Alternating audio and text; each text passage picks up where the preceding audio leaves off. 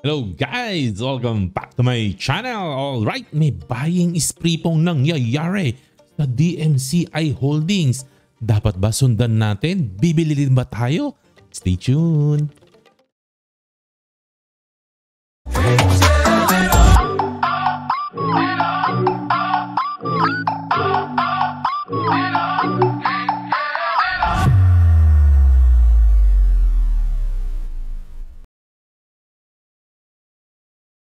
Welcome back! Ayan ang topic natin. Paborito po nating lahat ng mga dividend investor. Walang iba. Ang darling ng mga dividend investor, DMCI Holdings. No? At nagkaroon ng buying spree. Sino po yan? Okay. Nasa company disclosure po nila din po yan, no? Ng PSE website po, no? Ng Philippine Stock Exchange. No?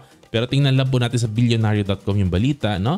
Year-end buying in 2023 bago po matapos ang 2023. Si Ma'am Cristina Consunji Gotianon scoops up 10 million shares, no? Or 10 million pesos worth of shares ng DMCI Holdings. Wow, Ma'am Cristina, thank you so much. A member of the Consunji clan raised her stake in the family-controlled DMCI Holdings in the final days of trading in 2023. So bago po matapos ang taon po, no, na final days ng December ay namili si Ma'am Cristina.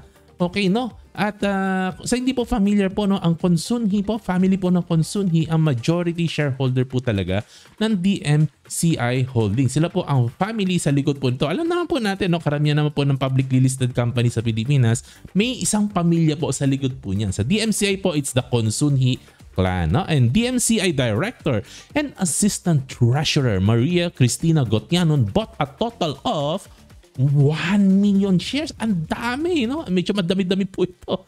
Okay, no? For a few days of trading, no? At a price range of 939 to 982 pesos, no?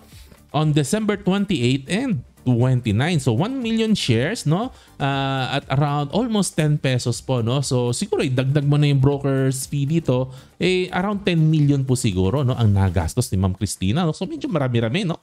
Malaki-laking considerable din po na position po ang ginawa po niya ito.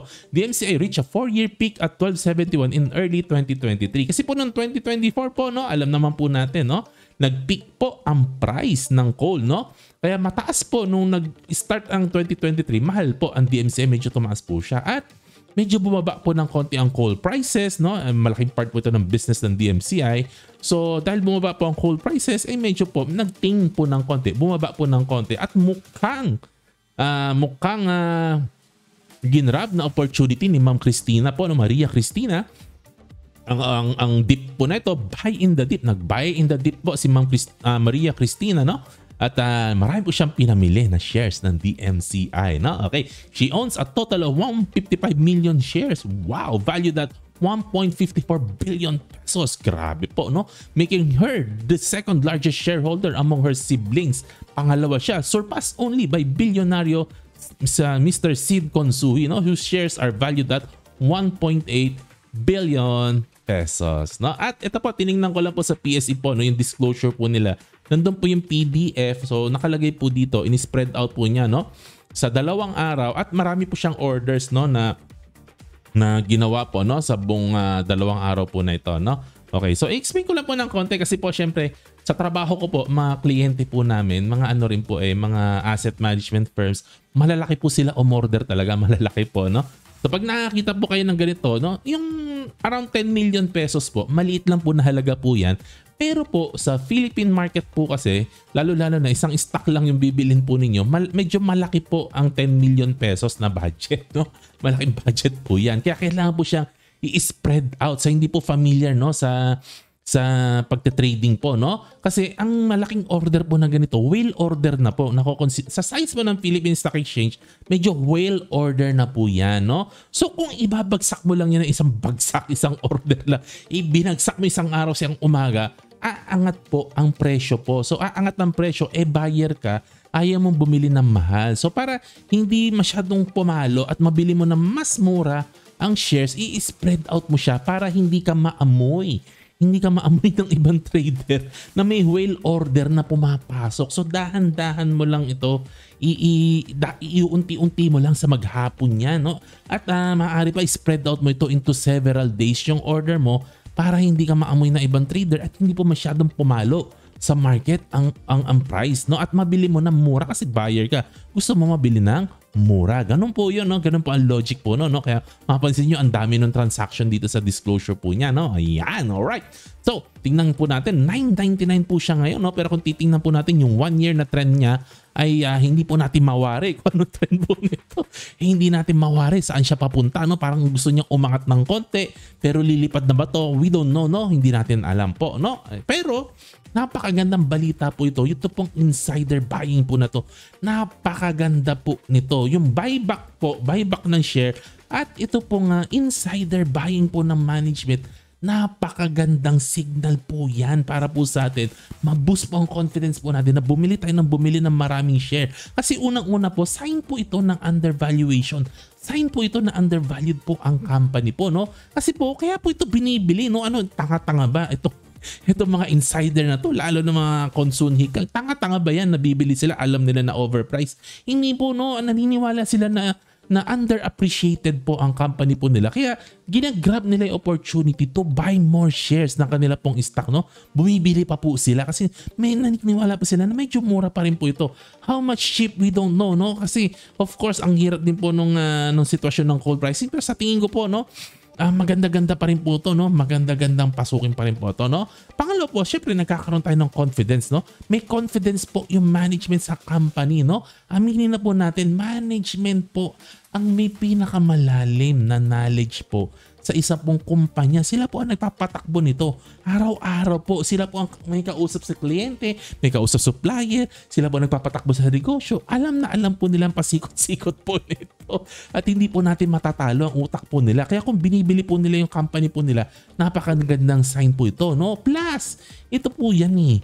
Ito po yan. Minsan po kasi may niluluto po yan na project na hindi pa nila ma-disclose. May niluluto po yan sa pipeline. Hindi pa nila masabi. Kaya po ito po, pag bumibili po sila ng sarili ng shares, nasa batas po yan. Kailangan po nila sabihin na bumibili sila ng sarili ng shares o binibenta po nila yung sarili nilang shares. Kasi po sa likod po nito may nangyayari. At ito po, sign po ito na may niluluto na baka ma-surprise po tayo. At hindi po pangit na surprise ito. Magandang surprise po ito. There is a great news waiting to happen, no?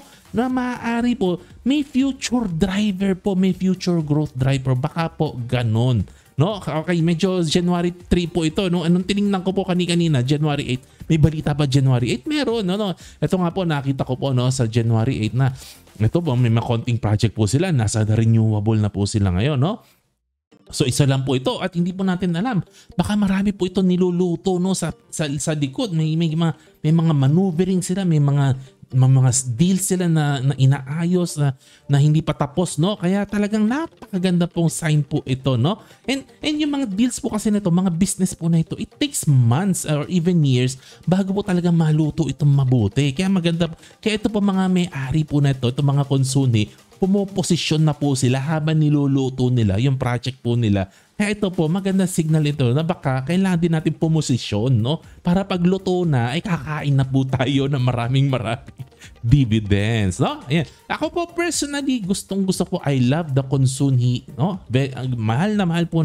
Sobrang bilib po ako sa Consunhi clan, no? Kasi they're very, very generous to minority shareholders sa pamimigay po nila ng malalaking dividends po, no? Kasi po guys, no, hindi nila kailangan i-share ang malaking pera na kinita. For the past 2021, 2022, 2023, ang dami pong kinita ng DMCI at Semirara. Hindi po nila kailangan mag-share ng pera katulad ng ginagawa ng ibang stock. Hindi nila sinishare ang pera. Hindi nila kailangan gawin pero ginawa po nila. Sinare po nila yung pera sa ating minority shareholder. Sino ba naman tayo? Minority shareholder lang tayo. Pero they are generous enough na sinare po nila ang blessing sa atin. Kaya napakagrabe po, napakaganda po ng ugali ng mga tao pong ito, no? Ayan. At kasi guys, no, pwede nilang gamitin yung cash eh. Pwede nilang gamitin po yung cash nila, no? Ang daming kinita, no, for 3 years, no? Para i-buyback po ang dividends po. At para bumagsak na po ang float ng less than 10%, at maaari na bilhin na lang nila yung natitirang shares at mag-private na po ang company po na to sa dami po ng pera at kami na lang ng pamilya po nila lahat ng kinita nila, pero hindi po nila yan ginawa, no? Pwede kasi nila sabihin, PI nyo yung mga minority shareholders, wala kayong pakialam sa inyo, no? Amin lahat ng pera, we don't need you anymore, we will go private. Pwede nilang gawin niya pero hindi nila ginawa, no? Yan, at katulad nung ginagawa ng ibang company, no?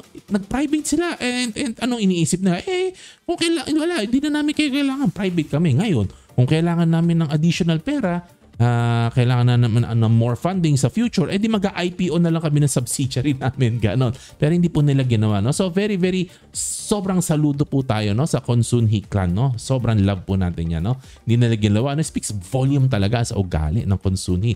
Sobrang bilib po tayo, kaya love na love po natin itong DMCI at Semirara. Ayan, hanggang dito lang po ang ating kwentuhan po, no? Disclaimer po, hindi ko po kina-encourage na bumili ng Semirara at ng DMCI, no? Kwento-kwentuhan lang po ito. This is just for entertainment and general education, no?